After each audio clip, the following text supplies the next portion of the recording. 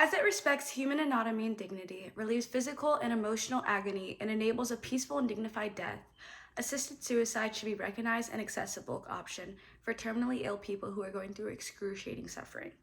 The topic of assisted suicide, commonly referred to as physician assisted suicide or medical aid in dying, is extremely continuous and delicate. Many are opposed to such an idea as taking away human life, but many do not also understand the benefits to be able to even have a decision in this. First, let's look at the problem. Assisted suicide is the intentional ending of a person's life by a physician or other medical professionals with the person's consent, usually to relieve suffering. Opponents of assisted suicide claim that it is unethical, breaches the sanction of life, and can endanger vulnerable individuals. Assisted suicide is still prohibited in many nations. From the Boston Globe in 2020, there was a statement that said, "Meanwhile, Second Thoughts Massachusetts, a group that opposes medical aid in dying, praised the judge's decision." The organization said it was pleased that the ruling found that any state doctor who prescribes a lethal dosage of drugs could be subject to prosecution for involuntary manslaughter. When veterans in Canada are offered euthanasia for PTSD, when people with disabilities are approved for hastened death because of the lack of an affordable, accessible housing, and when young people with anorexia at their wits' end are provided a prescription by physicians to die by suicide, we have to ask ourselves if this is even a choice, said in the New York Times. There are also practical concerns surrounding the implementation of assisted suicide, such as ensuring that the decision to end one's life is truly voluntary and informed, and the proper safeguards are in place to prevent mistakes or abuses. Critics of assisted suicide argue that it could lead to a slippery slope where society begins to devalue the lives of those who are deemed to have a lower quality of life. From the New York Times in September of 2022, given the fast growth of her cancer, my mother was so close to her death, but in her opinion, not close enough. Who does it help if I die slowly? She's wanted to know. She got her way, and for her, suicide became a victory. Since writing a book about my mother's death, I received a lot of sad mail from people who were in my mother's situation but couldn't do what she did. Or worse, they tried to die without help and failed. Most just waited to die, often for years. For the most part, suicide deserves the bad reputation it has, but not for those who are near the end suffering and want mercy. For them, mercy is death. The prerequisites for assisted suicide vary by nation or state, but generally speaking, one must be terminally sick or suffer from a serious, incurable illness or condition that results in intolerable pain. The doctor or other medical professional's responsibility is to advise the patient about their alternatives for end-of-life care, including assisted suicide, and to help them make their decision. However, they are not permitted to give the patient the fatal medication themselves.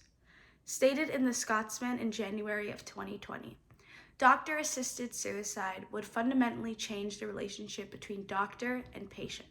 It would diminish the value and worth of our dying patients and would have unintended consequences for the frail and vulnerable in our society.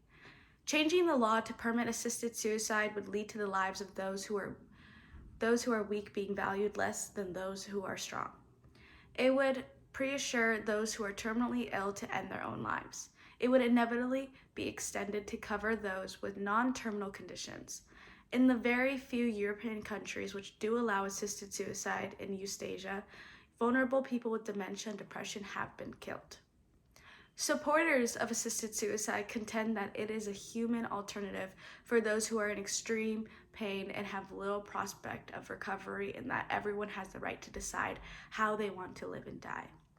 I can't deny that I regret taking leave of life. I would be false and lying if I said otherwise, because life is great and we only have one, the letter said. But unfortunately, that's the way it went. Mr. Carboni battled on even as his health deteriorated, Ms. Gallo said. Federico wanted to exercise his right to free choice in Italy, and he was aware that his resistance would be a right, a freedom exercised for anyone, she said. That was taken from the New York Times in June of 2022. We have now seen the reasons behind this issue. Let's move on to a solution to the problem. There is no use for putting someone through such brutality as making them stay in a life that they no longer desire or are able to continue as a way to ease society's mind. This is There is free will in this world that has helped maintain the concept of each individual. The person must be cognitively capable of making their own decisions, and they must voluntarily and fully inform themselves before deciding to request assisted suicide. Also taken from the New York Times, in his farewell letter, Mr. Carboni told his family and friends not to be sad. With the Consiconi Association, we have defended ourselves by attacking, and we have attacked by defending ourselves. We have created a judicial milestone and a piece of history in our country, and I am proud and honored to have stood by your side, he wrote. Don't cry, he added. Now I'm finally free to fly wherever I want. Taken from the Globe and Mail in December of 2020, assisted suicide was sold initially as sort of a conditional right, like the right to drink and drive or vote, which could be limited to certain sorts of people. But the logic of assisted suicide does not permit it. It prevents suicide not as a tragedy we should wish at all costs to prevent, but as a blessing, as a release from intolerable suffering.